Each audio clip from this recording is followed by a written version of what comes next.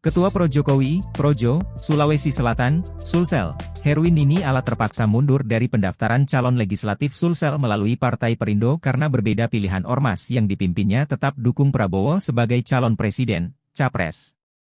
Saya terpaksa mundur dari caleg DPRD Sulsel Dapil Makassar A melalui Partai Perindo.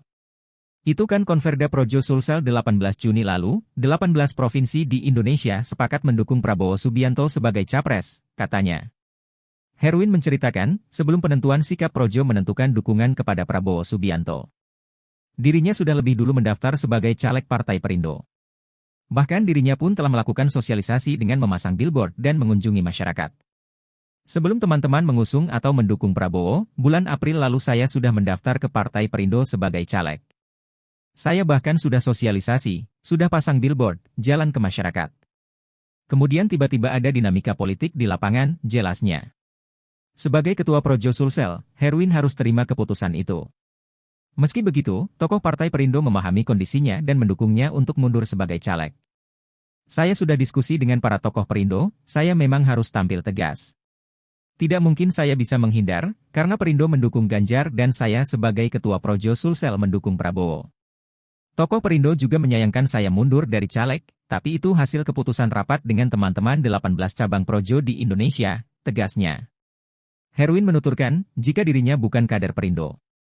Namun dia melihat Partai Perindo bagus arah politiknya, sehingga mendaftarkan diri sebagai caleg. Meski tidak lolos elektoral, tapi rating Perindo bagus hasil surveinya. Apalagi saya lihat Ketua Umum Perindo, Haritanu Sudibjo sebagai pengusaha media. Jadi saya mendaftar sebagai caleg, meski saya bukan kader Partai Perindo, tandasnya. Saat ditanya soal Wali Kota Makassar, Muhammad Ramdan Pomanto telah resmi bergabung di PDIP, Herwin mengaku tidak mempengaruhi sikap politik Projo Sulsel.